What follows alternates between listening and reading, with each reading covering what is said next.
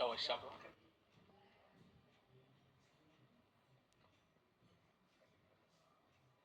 Hello hello hello, good evening good evening good evening good evening, नमस्कार, कैसे हैं आप सब लोग। तो भैया जैसे कि आप लोगों ने खूब जो है माहौल बना रखा है, सारे बच्चे क्लासेस में भी हर जगह हमसे पूछ रहे हैं कि सर ये क्या है रीस्टार्ट बैच, या क्या है ये रीस्टार्ट। अचानक से जो है एक ऐसी हवा चल पड़ी है। तो रीस्टार्ट के बारे में बात करने से पहले अगर अपन बात करें, ये जो वीडियो स्पेशली उन बच्चों के लिए जो बच्चे स्टेम अर्जुना जी बैच में है, 11th क्लास में है। आप लोगों ने ठीक एक साल पहले, 8 महीने पहले एक बहुत बड़ा डिसीजन लिया कि हमको जेई की प्रिपरेशन करनी है। आप सब लोग जानते हो कि जेई की प्रिपरेशन एक छोटी जर्नी नहीं है, ये बहुत लंबी जर्नी है। और ये जर्नी हम लोग 2 साल में कवर करते हैं, 11th क्लास और 12th क्लास। 11th क्लास का सिलेबस ऑलमोस्ट आपके हर बैचेस में कंप्लीट होने जा रहा है। उसके बाद फिर हम लोग जाते हैं 12th क्लास में।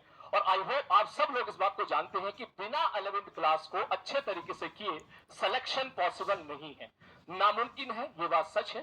क्योंकि 11th क्लास का वेटेज भी जेई एडवांस में उतना ही होता है ऑलमोस्ट जितना आपका 12th क्लास में होता है। लेकिन जैसे कि हम सब लोग जानते हैं, आप भी जानते हो, जब आप 10th क्लास में होते हो तो 10th क्लास की जो आपकी प्रिपरेशन होती है, जो पढ़ाई होती है, वो थोड़ी सी अलग होती है। आप सडनली जब 11th क्लास में स्विच मारते हो तो थोड़ा सा वक्त लगता है आपको इस कॉम्पिटिटिव एग्जामिनेशन के हिसाब से अपने आप को ढालने के लिए। उस दौरान क्या होता है, काफी बच्चों का कुछ बैकलॉग बन जाता है।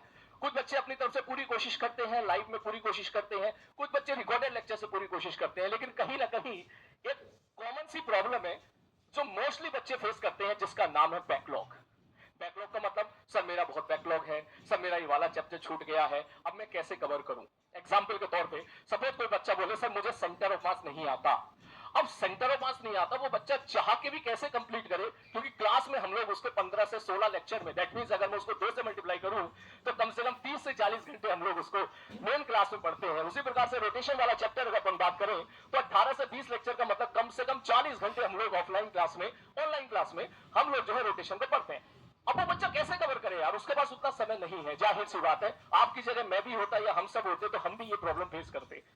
जैसे ही बच्चे के दिमाग में बात आती है, उसके दिमाग में फिर ये भी आता है कि यार इसका मतलब अब तो मेरा सिलेक्शन शायद नहीं हो पाएगा, क्योंकि 11th मेरे हाथ से निकल चुकी है। जो कि एक गलत बात तो नहीं है भाई, अगर आप ऐसा सोच रहे हो तो इसका मतलब गलत तो नहीं सोच रहे हो, क्योंकि ये बात मैं थोड़ी देर पहले भी बोल चुका हूं। आप सब लोग जानते हो कि बिना 11th अच्छे से कंप्लीट किए 12th में आप जाओगे तो आपको प्रॉब्लम तो आएगी ही आएगी, लेकिन बिना 11th कंप्लीट किए आपका सिलेक्शन पॉसिबल नहीं है, ये बात तो सच है।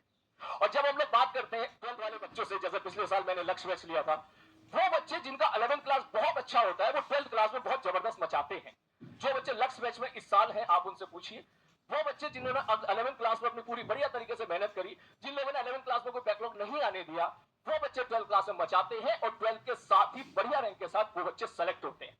आपने अक्सर देखा होगा कि बढ़िया रैंक जब भी आती है वो ज्यादातर 12th के साथ निकल के आती है। इनफैक्ट सिलेक्शन भी 12th के साथ होने के सबसे ज्यादा संभावनाएं होती है। रीजन इज दैट क्योंकि बच्चा 1 साल 2 साल अपनी पूरी प्रिपरेशन कर रहा होता है। अब बात आते हैं मुद्दे पे।